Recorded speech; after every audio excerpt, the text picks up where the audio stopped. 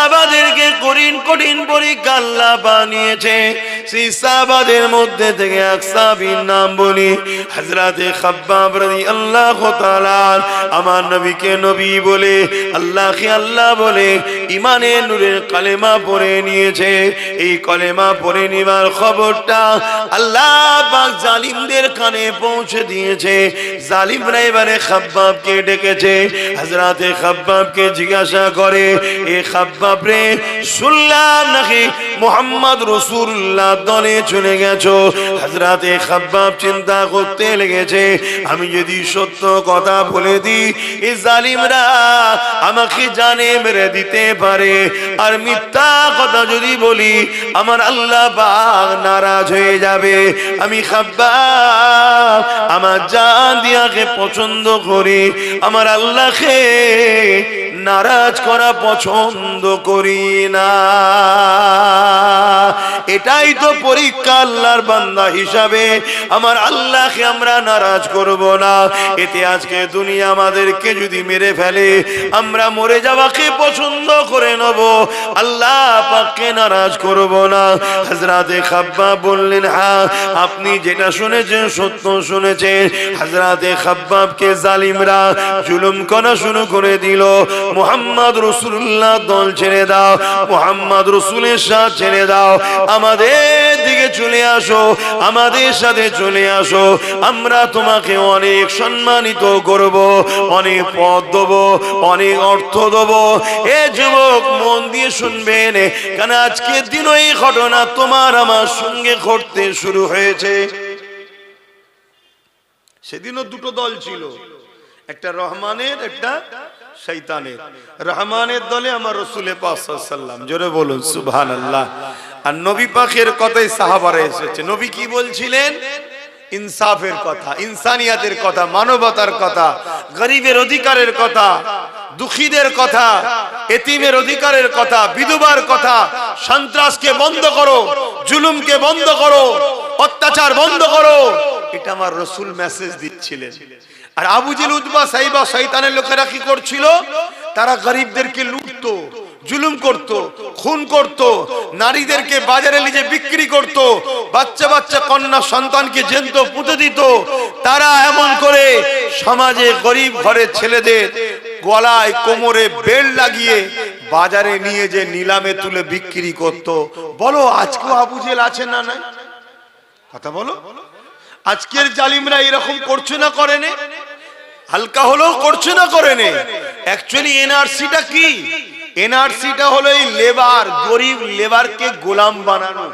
খাঁচার মধ্যে ভরে দাও, বড় বড় কোম্পানি আসবে যে আমার আজকে অমুক এলাকার পাহাড়টা ভাঙার ব্যাপার আছে, বড় বড় কোম্পানি, আমার 10,000 লেবার লাগবে, 10,000 গরিবকে নিয়ে যাবে, নিয়ে যে ভাঙাবে, কিছু খেতে দেবে। এটা শীতকালের সময় ছিল, আজকে একটু পদ্ধতি চেঞ্জ হচ্ছে। এই কথা বুঝছেন? ইসলাম বলছে এই সকল জালিমদের বিরুদ্ধে লড়াই করা ফরজ।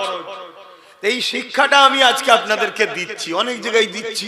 আর যখন এই কথাগুলো আপনাদেরকে শিখাই, আজকের যারা আবু জেহেল আছে তখন আমার উপর রেগে যাচ্ছে। এইসব কথা বলার কি দরকার? নামাজের কথা নেই, রোজার কথা নেই। আরে নামাজ তো ব্যক্তি জীবনের ইবাদত, তা নামাজের কথা একে শোনাবো কেন?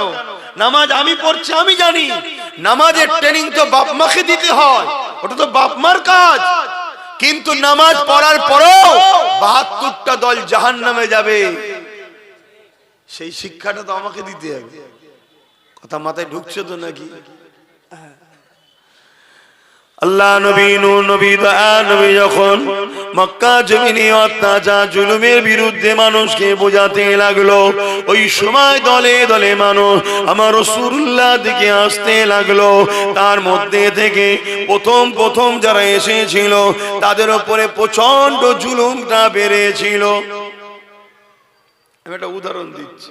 আমি যখন জুলুমের বিরুদ্ধে বলছিলাম, প্রথম যারা এসেছিল রাসূলুল্লাহর গোলামের দিকে, তাদের উপর জুলুম বেড়েছিল না কমেছিল? আজকে তুলনামূলক একটু লোক আস্তে আস্তে আরো যারা বাড়ছে, হালকা হচ্ছে না কম বাড়ছে? এখন কিন্তু হালকা হচ্ছে অনেক জুলুমটা। কথা বুঝে আসছে না? কেন? তারাও ভাবছে যে পাল্লা ভারী হচ্ছে। শুনছেন? এ নওজওয়ানেরা, আল্লাহ নবী সাহাবী হযরত খাব্বাব রাদিয়াল্লাহু তাআলা তিনি ইসলামের প্রথম জামানাতে ঈমানের কলেমা পড়েছিলেন, প্রথম সময়তে রাসূলুল্লাহর হাতে হাত দিয়েছিলেন। এই জন্য সাহাবী হুজুরের উপরে বড় জুলুম হয়েছিল। কেমন জুলুম হয়েছিল? আল্লাহ নবী সাহাবীকে নিয়ে গিয়ে আগুন তৈরি করেছে। মন দিয়ে শোনো যুবক, আগুন তৈরি করেছে। ওই আগুনের উপরে বসিয়ে দিয়ে আল্লাহ নবী সাহাবীকে বলতে লেগেছে, আল্লাহ ছেড়ে দাও, নবী ছেড়ে দাও। এদিকে আগুন ধরতে লেগেছে। ওই আগুনে সাহাবী হুজুরের কোমরের গোশতখানা পুড়তে শুরু করেছে। যেমন আমরা কাবাব যখন তৈরি করি, ওই আগুনে গোশত পুড়ে পুড়ে রস বাইর হয়, সাহাবীর শরীর থেকে পানি রস বেরোচ্ছে। ওই গোশত থেকে পানি বেরিয়ে বেরিয়ে আগুনখানা বন্ধ হয়ে যায়। আবার সাহাবীকে আগুন থেকে সরিয়ে আবার আগুন জ্বালিয়েছে, আবার সে আগুনে নিয়ে যে বসিয়ে দিয়েছে। এ যুবক, আল্লাহ পাওয়া তোটা সহজ নয় গো, রাসূল পাওয়া তোটা সহজ নয় গো, আল্লাহর প্রেমিক হওয়া তোটা সহজ নয় গো। আল্লাহ তার প্রেমিকদেরকে পরীক্ষা নেবে গো, আল্লাহ তার প্রেমিকদেরকে পরীক্ষা নিয়েছে। সেই নিদর্শন আল্লাহ দুনিয়াকে দেখিয়ে দিয়েছে। আমার ভালোবাসার দাবি শুধু করলে হয় না, আমার যারা প্রেমিক হয় তাদের মধ্যে থেকে দেখো খাব্বাবকে, যে খাব্বাব আমি আল্লাহ আমাকে ভালোবেসেছিল বলে, আমার রাসূলুল্লাহকে ভালোবেসেছিল বলে, তাকে জালিমরা নিয়ে যে আগুনের উপরে বসিয়ে দিয়েছিল। ওই আগুনের কষ্ট পড়তে পড়তে পড়তে বারবার আগুন বন্ধ হয়ে যায়, আবার আগুন ধরায়, আবার বসানো হয়, আর বারবার বলা হয়, এ খাব্বাব আল্লাহ রাসূলকে ছেড়ে দাও। এ দুনিয়ার মানুষেরা শোনো, আমার প্রেমিক যারা হয় তারা কখনো আমি আল্লাহ রাসূলকে ছাড়ে না। হযরত খাব্বাব প্রমাণ দিয়ে দিয়েছে, তিনার কোমরের গোশত পুড়ে পুড়ে পুড়ে পুড়ে পুরো কোমরটা প্লেন হয়ে গেছে, হাড় বেরিয়ে পড়েছে, তথাপিও তিনি আল্লাহ ও রাসূলকে ছাড়ে রে। আরো জোরে বলুন সুবহান।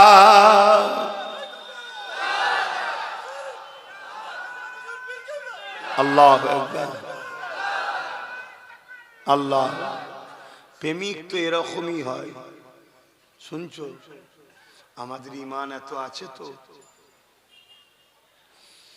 আল্লাহ না আমাকে এত কঠিন পরীক্ষা লাই, আমি তো আল্লাহর কাছে ভিক্ষা চাই, খোদা এত কঠিন পরীক্ষা নেবেন না। কেন আমরা দুর্বল, সামান্য পরীক্ষাতেই আমরা পাচ্ছি না। একটু গরিব করেছে আল্লাহ, গরিব।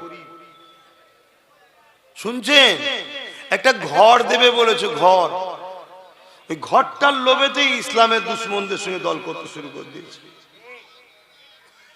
তাহলে চিন্তা করা, আমার মা বোনেরা, আল্লাহ অভাব দেয়নি, তারপরেও দেখো 1500 টাকাতে দেখো ইসলাম বিদ্বেষীদের সঙ্গে দল শুরু করে দিয়েছে। এ নওজওয়ানেরা, আজ আমাদেরকে অনেকে বলে, অনেকে তোমাকে আমাকে শোনায়, হুজুরের ছেলে আসবে কেন সে রাজনীতির বিরুদ্ধে বলবে। শোনো, মনে রেখে দাও, প্রত্যেকটা নবী আলাইহিস সালাম গণেরা জালিম শাসকদের বিরুদ্ধে লড়েছে। তাই যারা ন্যায় পরায়ণ শাসক হবে, ইনসাফ পরায়ণ শাসক হবে, মানবতা প্রেমিক শাসক হবে, গরিব দরদি শাসক হবে, তাদের বিরুদ্ধে আমাদের কোনো কথা নাই, তাদেরকে সাপোর্ট করার নাম হলো ইসলাম।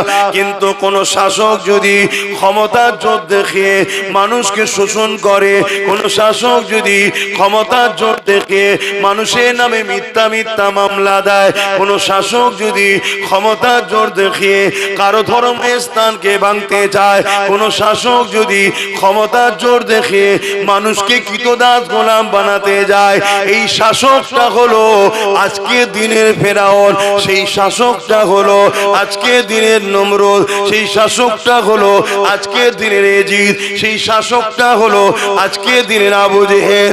এ উম্মতে মুহাম্মাদি, যদি সত্যি তুমি আমি ইসলামের মাননেওয়ালা হয়, তোমার আমার জন্য জন্যে আজকে দিনে এই রকম কোন জালিম শাসক যদি থাকে তার বিরুদ্ধে লড়াই করা তোমার আমার জন্য ইসলাম ফরজ করে দিয়েছে। ইসলামকে বোঝো। ইসলাম ওই শুধু দাড়ি টুপি নামাজ রোজা ধর্মর নাম নয়। অনেকে মনে করে ইসলামে শুধু দাড়ি টুপি নামাজ রোজা, দাড়ি টুপি নামাজ রোজা, দাড়ি টুপি নামাজ রোজা, মসজিদ বানাও মাদ্রাসা বানাও। এই ধর্মর নাম শুধু ইসলাম নয়। হ্যাঁ, এগুলো ইসলামের মধ্যে, কিন্তু মনে রেখে দিও ইসলাম দাঁড়িয়ে আছে দুটো পাট্টির উপরে। কুনতুম খায়রা উম্মাতিন উখরিজাত লিন-নাস তা'মুরুনা বিল মা'রুফ ওয়া তানহাউনা আনিল মুনকার। অন্যায়কে, জুলুমকে, অত্যাচারকে, সন্ত্রাসবাদকে, মিথ্যাবাদকে মিটিয়ে দিয়ে ন্যায় প্রতিষ্ঠিত করার নাম হলো ইসলাম। জোরে বলুন সুবহানাল্লাহ। এতগুলো ক্যামেরায় রেকর্ড হচ্ছে আর এতগুলো মানুষ শুনছে। আমার এই কথার মোকাবেলায় কোনো মুফতি মাওলানা এসে বলুক এটা ভুল বলছে? কথা শুনছেন? আপনাদের ঘরে বড় প্ল্যান মাফিক নকল ইসলাম ধরিয়ে দেওয়া হয়েছে। শুধু বলেছে মসজিদে যাও, নামাজ পড়ো, রোজা রাখো, দাঁড়িয়ে রাখো, হজ করো, টুপি পরো, আল্লাহ আল্লাহ করো, আল্লাহ আল্লাহ করো, জান্নাত যাবে, জান্নাত যাবে, জান্নাত যাবে। আল্লাহর জমিনের উপরে ন্যায়কে প্রতিষ্ঠিত করার জন্য নবীরা শহীদ হয়েছে। বনি ইসরাইল কওমে 70,000 কম বেশি নবী আল্লাহ দিয়েছিল। জুলুমের বিরুদ্ধে বলার জন্য নবীদেরকে সেই জালিমরা শহীদ করে দিয়েছে। আর তুমি আমি ঠান্ডায় কম্বল মুড়ি দিয়ে তসবিহ পরে জান্নাত চলে যাও মনে করছো নাকি? হ্যাঁ, আমার অসুবিধা হচ্ছে, বোঝো বাপ।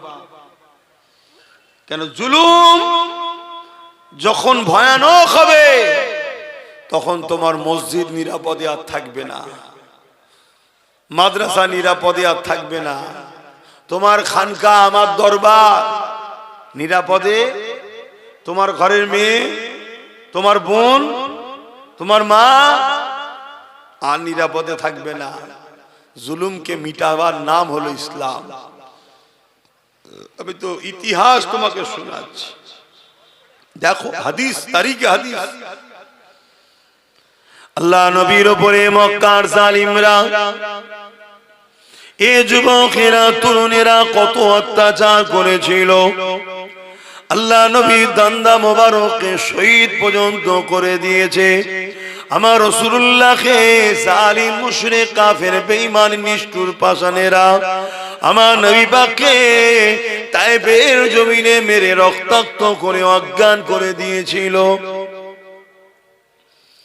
এ নবীর উম্মত উম্মতিরা, আল্লাহ নবীর পক্ষে থাকবে বলবে, ন্যায়ের পক্ষে থাকবে বলবে, বাধা হবে না, জুলুম হবে না। কেমন তুমি তাহলে পক্ষে রয়েছো? কেমন তুমি তাহলে ন্যায়ের পক্ষে রয়েছো? আমার আল্লাহ তোমাকে পরীক্ষা নেবে, যেমন বেলাল হুজুরকে পরীক্ষা নিয়েছিল।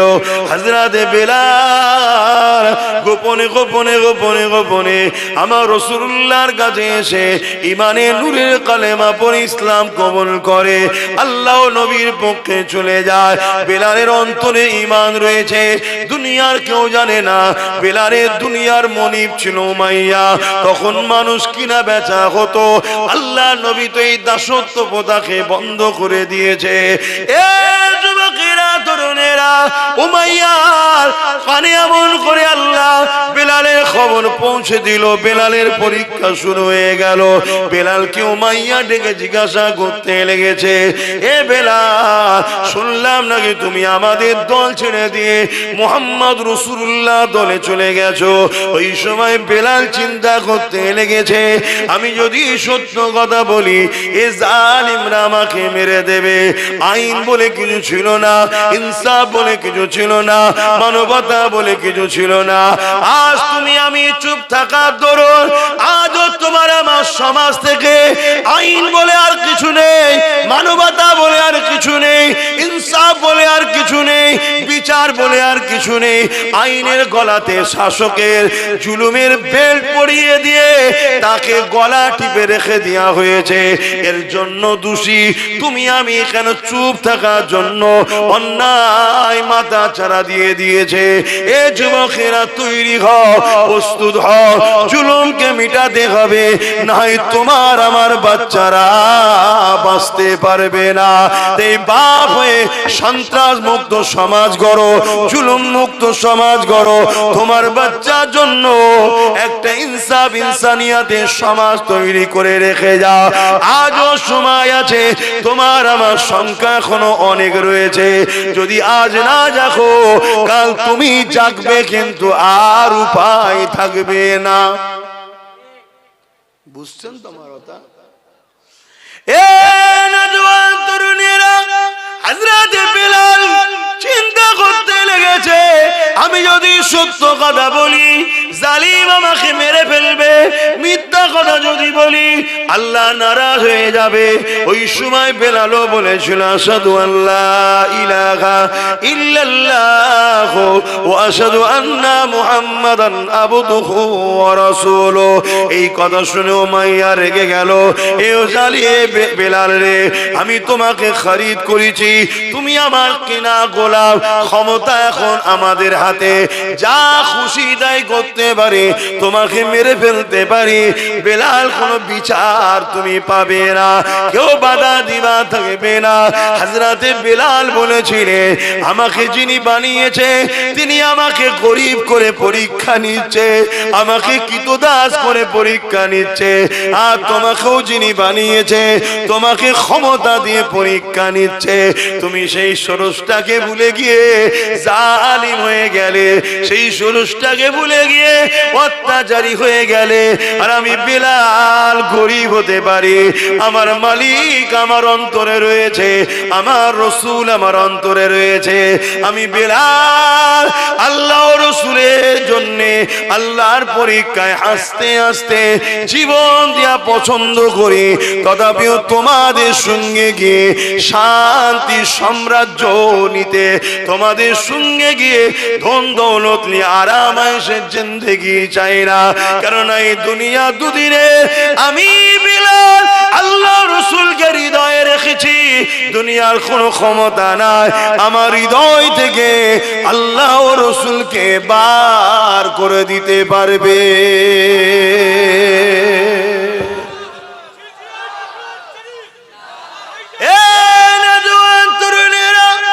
এই কথা যখন জালিম শুনলো, জালিম রেগে লাল হয়ে যায়। বেলালের কোমরে লোহার বেড়ি পরালো, পায়ে বেড়ি পরালো, কোমরে রশি দিয়ে বাঁধলো, গলায় বেল পরিয়ে নিল। যেমন করে গৃহপালিত পশুগুলোকে টেনে টেনে নিয়ে যাওয়া হয়।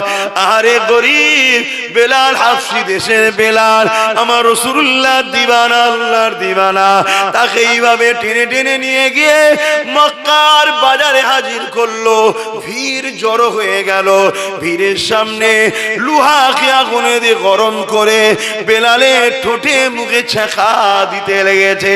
যে ছ্যাঁকার জন্য বেলালের ঠোঁট ফেটে গিয়েছিল, ঠোঁট পুড়ে গিয়েছিল, তাই হযরতে বেলাল তুতলা হয়ে গিয়েছিল।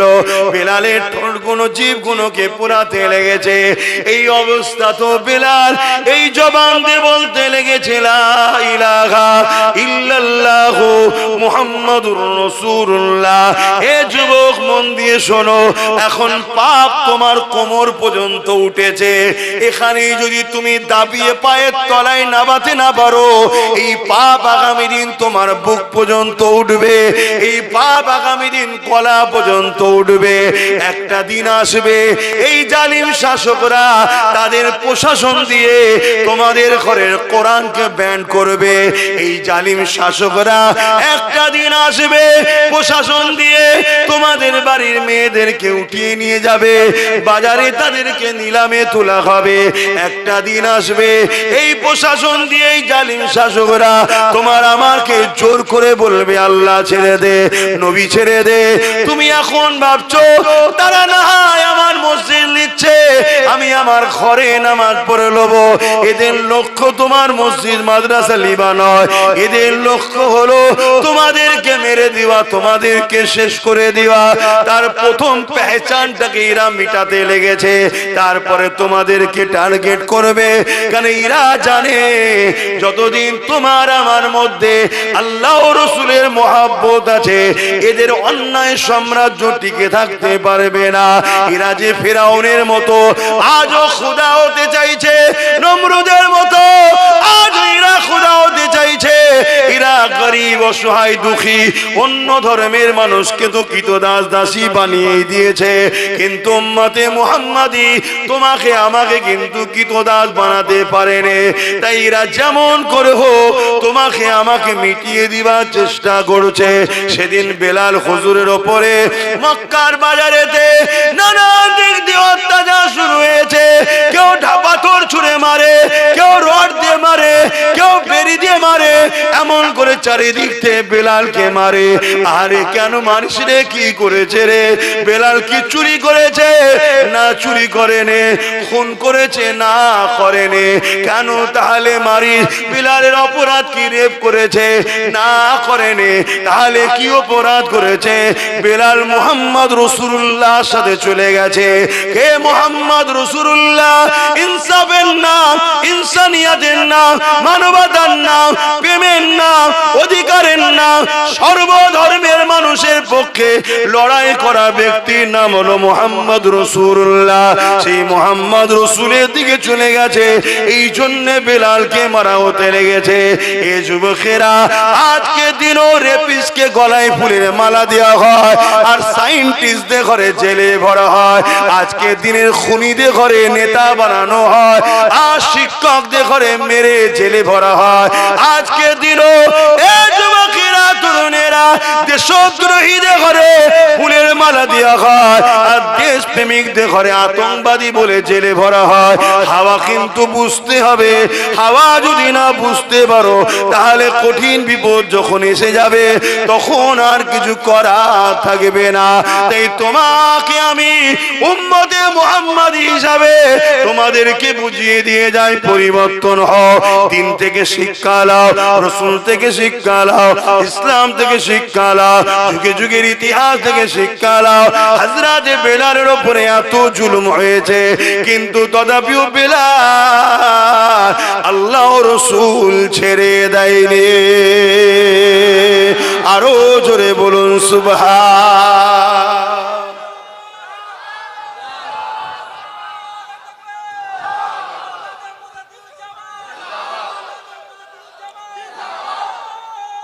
আল্লাহ, আমার ভাইয়েরা, আমার আলোচনায় অসুবিধা হচ্ছে আপনাদের? শুধু মনে হয় না এত সব রয়েছে, কেউ কিছু বলছে না। এই ছেলেটা যেখানেই আসে শুধু এসব কথা বলে, এসব কথা বলে, এসব কথা বলে। দেখেন, অনেকে বলতে চায় কিন্তু তারা বিভিন্ন কারণে হয়তো বলতে পারে না। কথা বুঝে আসছে? কিন্তু আমার আলোচনার বিরোধী কি কেউ করে? হাতে গোনা কিছু লোক ছাড়া বিরোধী করে না। যারা বিরোধী করে খেয়াল করে দেখুন, তারা আজকে জালিম শাসকদের সঙ্গে মুখে মুখ দিয়ে কথা বলে। তাই তারা বিরোধী করার পিছনে কারণ হলো শাসকের থেকে তুলা পায়, টাকা পায়, ভাতা পায়, মাল পায়, এজন্য তারা বলে। না হয় যে কথাগুলো আমি আপনাদের শেখাচ্ছি, বোঝাচ্ছি, জানাচ্ছি, এটা অতি হাকিকাত, অতি বাস্তব কথা বলছি। প্রথমে একটা ফুসকুড়ি হয়, আপনি ভাবলেন ফুসকুড়ি তো একটু চুলকে দিলেন কি, তারপরে সেটা দেখবেন একটু বড় আকার লায়, একটু লাল টাইপের হয়, একটু ভেতরে কি সাদা মতো জমছে, আপনি সেটাকে টিপে বার করে দিলেন, আবার একটু বড় আকার লায়, তারপরে বলছে ডাক্তার বলছে এটা ফোড়া মনে হচ্ছে, হতে পারে, ঠিক আছে গরম পানিতে বরিক করো। আবার গরম পানিতে বরিক করছেন, নানা রকম জিনিস বেরোচ্ছে, কিন্তু আস্তে আস্তে ওর বার কিন্তু কমছে না, এলাকা বড় নিচ্ছে। লাস্টে যখন ডাক্তারের কাছে যান তখন ডাক্তার বলে এ তো জন্ডিস, ক্যান্সার হয়ে গেছে। শুনছেন কি বলছি? তা চুলকোতে খুব ভালো লাগে, কিন্তু ওই চুলকোনায় একদিন ক্যান্সারে পৌঁছে দেয়। তো ফুসকুড়ি থেকেই ট্রিটমেন্ট করতে হবে। গাছ যখন বিষাক্ত গজাচ্ছে, কি গোড়া সমেত তুলে ফেলে দাও, না ওই গাছের ফল তোমার আমার ছেলে খেয়ে একদিন মরবে। কিছু বুঝতে পারছো? হ্যাঁ। আর এলাকায় যতগুলো বিষাক্ত গাছ আছে প্ল্যান করো, টার্গেট করো, দেখো কোথায় কোথায় আছে, সুযোগ পেলে ধরে তুলে ফেলে দাও একেবারে। কথা বুঝে আসছে না? নাই গোড়া সমেত তুলবে, যাতে কোনো না শ্বাস টাস আর বার করতে পারে, একদম শেষ করে দাও। কথা শুনছেন আমার? হ্যাঁ।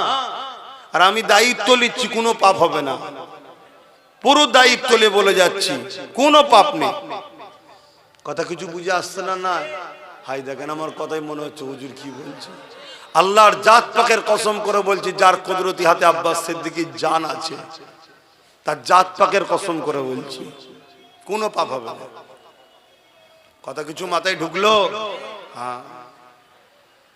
কেন ঘর মে আগ লাগি হ্যায় ঘর কি চারাক সে, ঘরে আগুন লেগেছে কিসে? ঘরে যে বাতিটা জ্বলছিল তাতে। আজ আমার ধর্মের ক্ষতি আমার কওমের ভেতরের গাদ্দারদের জন্যই হচ্ছে। কথা কিছু বুঝছেন না? বুঝেন না? কি গো বুঝেন তো নাকি? এ কথা বলতে গেলে আবার মেজো হুজুরের একটা কথা মনে পড়ে যায়, একটু বলি নাকি? না আবার অসুবিধা আছে? কি গো মুরব্বী কি বলছো, অসুবিধা আছে? মেজো হুজুর পীর কেবলা বাংলাদেশে জলসায় গেছে, বাংলাদেশে তো ঠান্ডা বেশি, তো তাল মিশরি নিয়ে যেতেন। তাল মিশরি খেলে খুসখুস করে কাশি গলে না, তাল মিশরি খেলে ভালো হয়ে যায়। এখন আর সেগুলো আছে কি জানি না, আগে সব অরিজিনাল পাওয়া যেত, এখন সব ভেজাল। নেতা ভেজাল তো আর মাল ভেজাল হবে না, এর কি মানে আছে? নেতা ভেজাল হওয়ার জন্যই তো মাল ভেজাল হয়ে যাচ্ছে, সব তো ওখান থেকেই চলছে। তো ওই সময়ে ওই তালমিশরি শুধু চুরি হয়ে যাচ্ছে। মেজো হুজুর বলছে, বাবা আমি সফরে এসেছি, এক দেশে পাওয়াও যায় না, কোথা ঠান্ডা ঠান্ডা লেগে যাবে, কারা খাচ্ছিস রে বাবা? সবাই বলে হুজুর আমি জানি না, হুজুর আমি জানি না। মেজো হুজুর বললেন, যে চোর ধরে দেবে তাকে একটা গোটা ফাইল দেবো। ব্যাস, সবাই চোখ বন্ধ করে আছে, ঘুমোইনে, ধরতে পারলেই গোটা ফাইল পাবো। এ নাই ঝেড়ে ঝুড়ে একটু একটু করে খাচ্ছি, গোটা ফাইল হয়ে যাবে। একদিন যাই আর চুরি হয়নি, দুদিন যাই চুরি হয়নি, 3 দিন যাই চুরি হয়নি, চতুর্থ দিনে একজন লোভ সামলাতে পারে না, ভাবছে সব ঘুমোচ্ছে হয়তো, সুরসুর করে যে যেই খেতে গেছে, আর ধরে ফেলেছে তো, বলছে হুজুর চোর ধরে ফেলেছি। কে? এদিকে নিয়ে আসো। এসেছে। কি গো বাবা, তুমি তো বলতে পারো যে হুজুর একটু খাবো, তা বললাম নুকে নুকে খাই। বলছে হুজুর আমি সত্যি বলছি, হুজুর আমি কোনোদিন খাইনি, ভাবছিলাম সবাই ঘুমোচ্ছে আজকে একটু খেয়ে নি। আমি বুঝে উঠতে পারিনি হুজুর, আমি সাদামাটা লোক একদম। কি লোক? সাদামাটা লোক, বুঝে উঠতে পারিনি।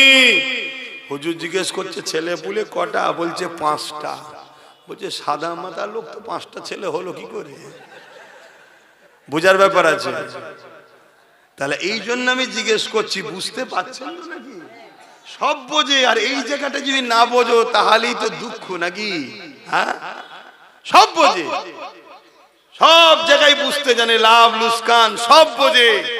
আর দিনের বেলায় বলছো, ইসলামের বেলায় বুঝতে পারছো নি, তাহলে তো সমস্যা হবে নাকি? হ্যাঁ, আমার আওয়াজ বুঝতে পারছেন? হ্যাঁ বুঝে। আল্লাহ পরীক্ষা নেবে, কঠিন কঠিন পরীক্ষা আসবে। যেমন আজ উম্মতদের জন্য ভয়ানক পরীক্ষা। একদিকে বিজেপি সরকার হুমকি দিচ্ছে মুসলমানদের তাড়িয়ে দেবো, এনআরসি করবো, এটা করবো, ওটা করবো, মোল্লাদেরকে মেরে দাও, কেটে দাও, হ্যান করো, ত্যান করো। অপরদিকে আবার যাকে ভালোবেসে আমরা দল করেছিলাম, সেও আবার বিজেপির আইনকে মেনে নিয়েছে। করেছে না? করেন। তাহলে কোন কঠিন পরীক্ষা এসে গেলাম বলো? একদিকে না হয় ওর জ্বালায় এর সাথে ছিলাম, কি ওর জ্বালাতেই ছিলেন তো নাকি, আবার ইও ওর সাথে হাত মিলিয়ে দিয়েছি। দেখুন কত কঠিন পরীক্ষা। পরীক্ষা না? পরীক্ষা না? হ্যাঁ। আবার কালকে দেখবেন অনেকে বুঝাবে এই ওরম করতে যাসনি, বিজেপি চলে আসবে, এলে দাঁড়িয়ে রাখতে পারবি নি, টুপি পরতে পারবি নি, তাড়িয়ে দেবে। এটাও একটা পরীক্ষা। কত কঠিন কঠিন পরীক্ষায় আমরা পড়ে যাচ্ছি দেখছেন। এই সব পরীক্ষা আল্লাহ। এবারে ওই বান্দা কামিয়াবি হবে যে বান্দার মাথায় এটা যাবে, আমরা বিজেপিকেও ভয় করি না, এর উপরও আশা করি না, আমরা ভয় করি আল্লাহকে, সাহায্য চাই আল্লাহর কাছে। জোরে বলুন সুবহানাল্লাহ। ওই বান্দা দুনিয়াতেও কামিয়াবি হয়ে যাবে, আখিরাতেও কামিয়াবি হয়ে যাবে। জোরে বলুন সুবহানাল্লাহ। কথা বুঝে আসছে তো নাকি? কিন্তু সেই ঈমান আমরা রাখতে পারবো? আমরা তো ধৈর্যরা হয়ে যাবে। এমন ভাবে আমাদের ব্রেনকে ওয়াশ করা হবে, কোথা থেকে? দেখা যাবে মসজিদ থেকে ব্রেন ওয়াশ হচ্ছে। এমন ভাবে ওয়াশ হবে, কোথা থেকে? বড় বড় সব দরবার থেকে ওয়াশ হবে। আপনি ভাববেন কি করা যায়, কি করা যায়। হায় হায় হায়। এজন্যই তো আল্লাহ নবী বলেছেন আখিরি জামানা আমার উম্মত উম্মতিদেরকে যেন 1400 হিজরি দেখতে না হয়। কেন? আমার উম্মত উম্মতিরে আখিরি জামানায় এত ফিতনা হবে, এত ফাসাদ হবে, হাতের তালুতে আগুন রাখার থেকেও ঈমান বাঁচানো বড় কষ্ট হবে। হাতের তালুতে আগুন রাখতে পারবেন? এর থেকেও কষ্ট ঈমান বাঁচানো। তাহলে কি হবে? এ নওজোয়ান তরুণেরা, একদিকে যদি আমরা কেন্দ্র সরকারের দিকে যাই তাও আমাদের ঈমান চলে যাবে। কেননা সে জালিম আমার মসজিদ মাদ্রাসার বিরুদ্ধে ওয়াকফ কালা কানুন তৈরি করেছে, অর্থাৎ সে ইসলামের বিরুদ্ধে, মসজিদ মাদ্রাসার বিরুদ্ধে। তার দিকে কোন মুসলমান যদি যায় সেখানেও ঈমান চলে যাবে। অপর দিকে আজ আমরা কোন দিকে যাব? এই রাজ্য সরকার সেও কেন্দ্র সরকারের আইনকে মেনে নিয়েছে না লাইনে। আল্লাহ নবী জানিয়ে দিলেন মুসলিম শরীফের হাদিস, অন্যায় দেখলে হাত দিয়ে রাখো, যদি হাত দিয়ে রুখতে না পারো মুখ দিয়ে প্রতিবাদ করো, যদি মুখ দিয়ে প্রতিবাদ করতে না পারো অন্তর থেকে ঘৃণা করে দূরে সরে যাও। অন্তর থেকে ঘৃণা করে যারা দূরে সরে যাবে তাদের মধ্যে ঈমান আছে, কিন্তু ঈমানটা হলো বড় দুর্বল। বুঝতে পারছেন? তাহলে অন্যায় দেখলে মুসলমান ইমানদারের জন্য 3টে নমুনা যেন পাওয়া যায়। 3টের মধ্যে কোনটা যদি নমুনা না থাকে ওই মুসলিম নরনারীর ঈমান নাই। আর যার ঈমান নাই সে কবর থেকে শুরু করে প্রতিটা মঞ্জিলে আযাব আযাব আযাব আযাব, সর্বশেষে সারা জীবনের জন্য জাহান্নাম। আর ঈমান যদি থাকে, পৃথিবী পরিমাণ যদি গুনাহ করে ফেলে, আযাব খেটে খেটে খেটে খেটে একদিন না একদিন জান্নাত যাবে। তাহলে ঈমানের প্রয়োজন আছে না নাই? কিন্তু রাসূল বলছেন অন্যায় দেখলে হাত দিয়ে রুখে দাও। যদি হাত দিয়ে রোকার ক্ষমতা তোমার না থাকে মুখ দিয়ে প্রতিবাদ করো।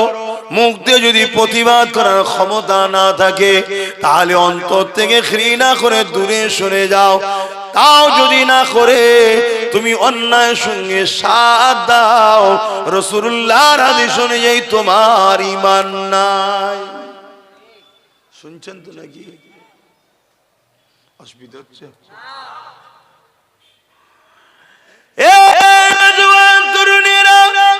যুগে যুগে আমরা মসজিদ বানিয়েছি গাটের পয়সা, মেহনতের হালাল পয়সা দিয়ে।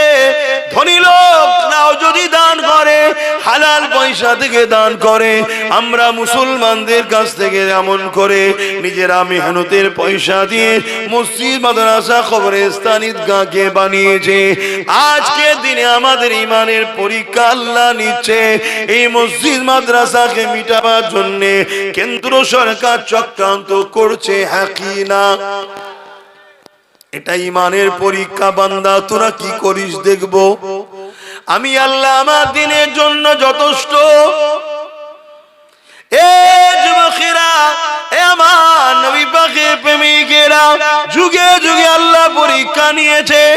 এমন করে যে যখন ইসলামের বিরোধী করেছিল, শরাবকে আবার জায়েজ করে দিয়েছিল, নিকায়ে মোতাকে আবার জায়েজ করে দিয়েছিল, কন্ট্রাকচুয়াল বিবাহ 1 মাসের জন্য 1 বছরের জন্য যেটা আমার রাসূলুল্লাহ হারাম করে দিয়েছিলে, এটাকে নতুন করে এজিদ আবার এটাকে প্রতিষ্ঠিত করে দিয়েছিল।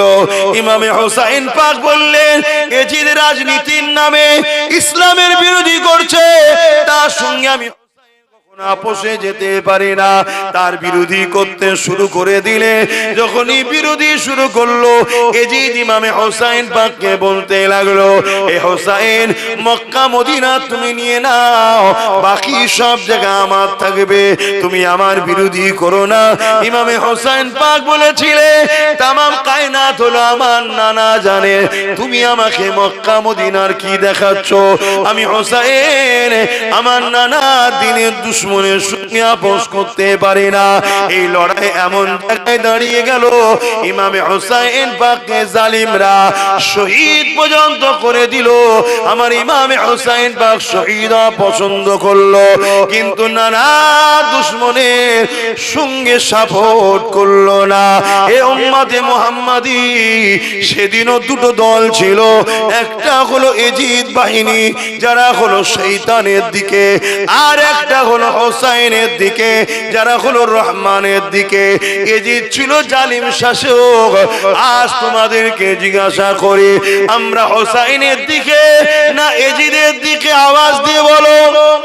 হোসাইনের দিকে যদি হও, আজকেও শয়তানের পক্ষে জালিম শাসক যারা রয়েছে, এরা হলো আজকের এজিদ।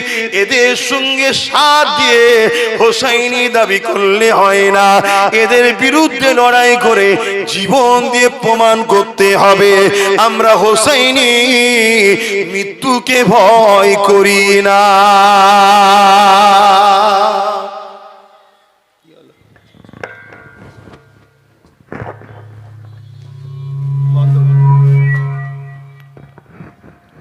दुरूद शरीफ अल्लाहुम्मा सल्ली अला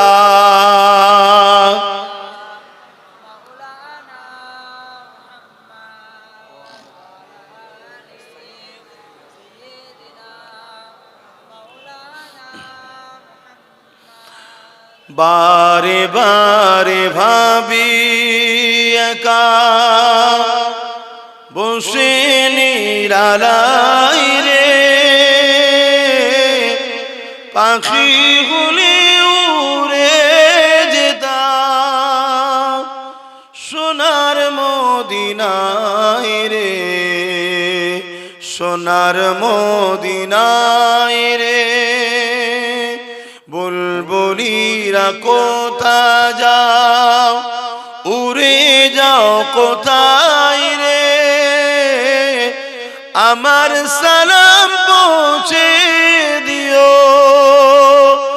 নবীজি রওজায় রে, নবীজি রওজায় রে।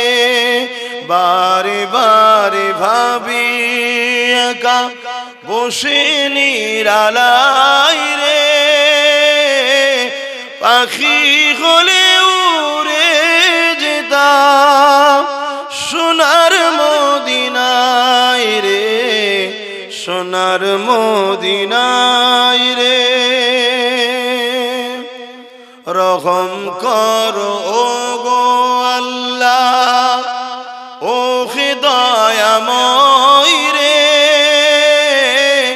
পাই জানো নবীর সাবাত, নবী মুস্তাফায় রে, নবী মুস্তাফায় রে। বারে বারে ভাবি একা বসে নিরালাই রে, পাখি হলে উড়ে যেতাম সোনার মদিনায় রে, সোনার মদিনায় রে। আল্লাহুম্মা সাল্লি আলা